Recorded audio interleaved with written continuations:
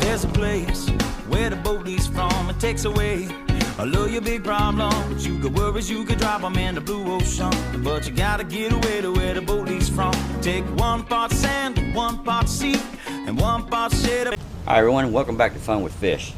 I'd like to apologize, I haven't been out for a while, so it's been a bit since I put out a last video. In any case, here we are, 2021. It's time to start heading back out and going fishing and having some fun.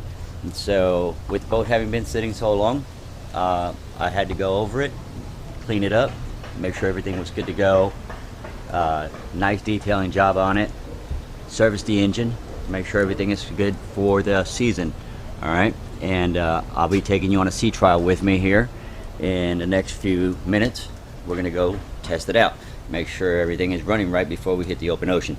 Okay, what I'll be doing on this video is going to be showing you how I do this by myself, how I launch the boat, retrieve the boat, dock the boat by myself.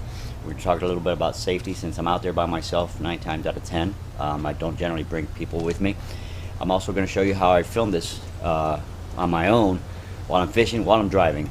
Okay, I use a GoPro Hero 3 Plus, which is what I'm currently using to film this. I got the GoPro that's on my head, that way you see what I see. I have an iPhone. They're good for something when they're not in use anymore. Don't throw them away. So that's one of my cameras. I have a second iPhone this year that picked up out of storage. Figured whatever, I'll power it up and I'll use that as a camera. I'll be staging the cameras. Oh, by the way, I also have a little Sony digital video camera from like the 90s or something, but it works. So all these cameras will be staged across the boat. I'll be conducting sound test and video test. Bring them back inside, check them all out, make sure they're staged in the right spots and that the sound is good. And after that, well then, I leave all the hardware in place. For example, you'll notice that right up there, I have a little mount for a GoPro camera. All right. Once everything is set and I like where it is, I just leave everything in place, bring the cameras inside. Okay, so without further ado, I'm going to go ahead and jump on this boat and start installing cameras and conducting some sound tests. Alright, iPhone camera.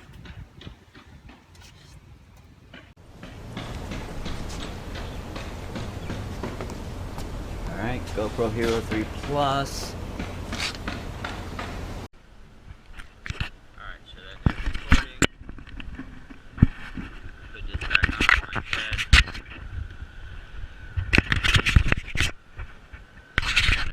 Alright, everything's good, and here's my little setup where I do most of my work.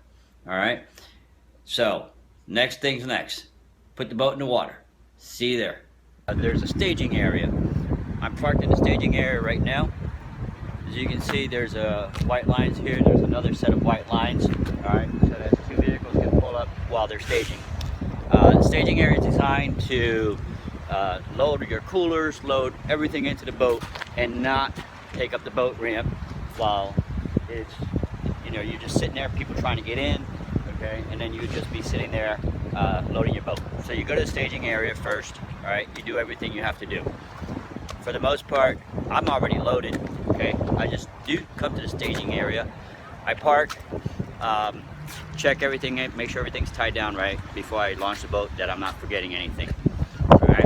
Also, if you have the time available while you're at the boat launch, alright, take a walk down to the ramp. You're at the staging area, it's okay. Just leave it there. If somebody wants to go around you, they can go around you.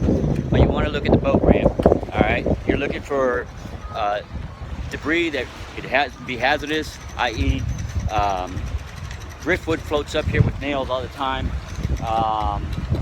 Things of that nature. You want to look at the ramp, you want to see high tide, low tide, how far back, you get an idea of what you're doing before you even start. Okay?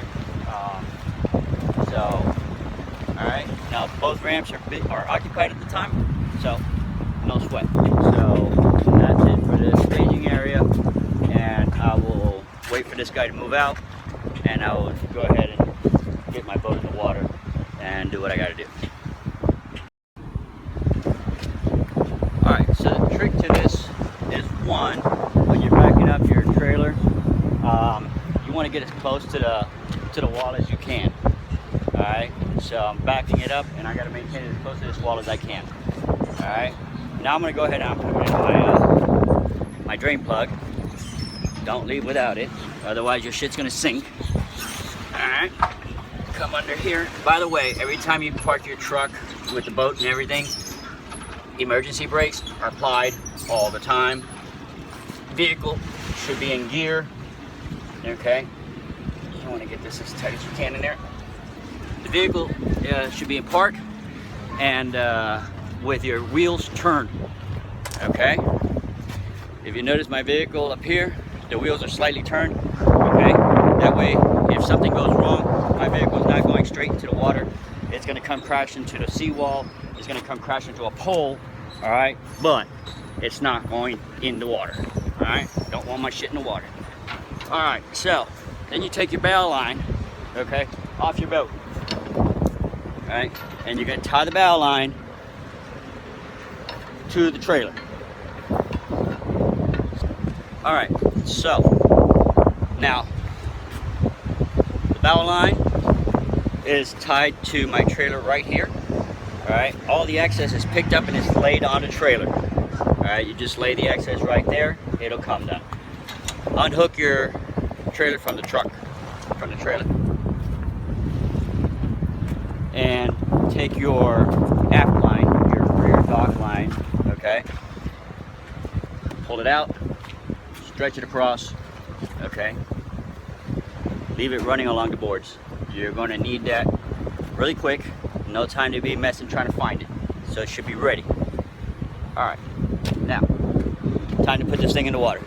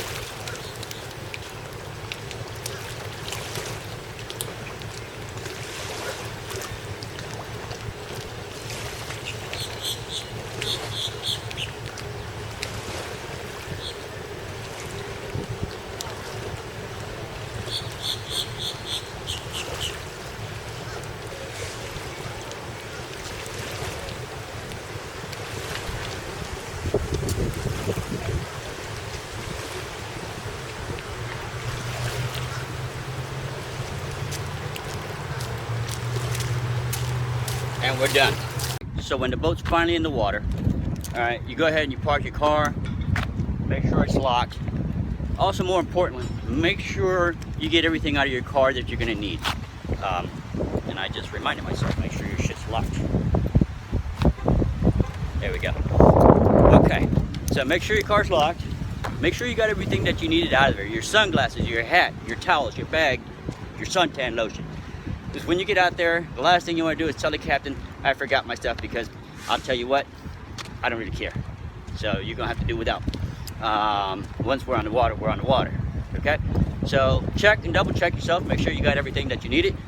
All right? And then you'll be ready to head out.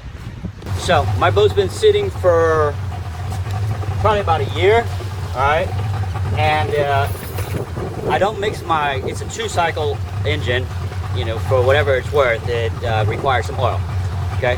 And it has a separate oil tank, and it has a little pump, and it sucks that oil, and it does what it does. Those pumps go bad, and then what you have to do is just put your oil straight to your gasoline. So what are you gonna do when you come out here? It's been sitting for a while. You don't know if your pump's working. Did it die while it was sitting, right? Hit that gas real quick. You see a shitload of smoke? Oil's getting in it. All right, so it's running right. Also, it has a pee hole. The pee hole indicates, all right, that your water's circulating. It's like a car. It requires water to cool it down. It uses salt water. It sucks it up from the bottom, right? It has a little piece of rubber. It's called an impeller. They go bad all the time. But that impeller shoots the water up. It cools down the engine, and it comes out of a little pee hole.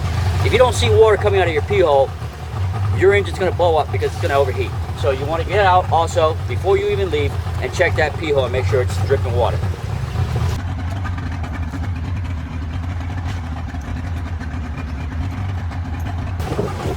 Outstanding. So we're dripping water. That's good.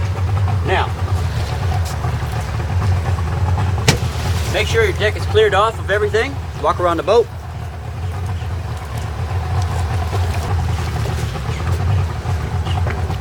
This is the first time this boat's been out since coronavirus, so we'll see how this goes. Anything could happen.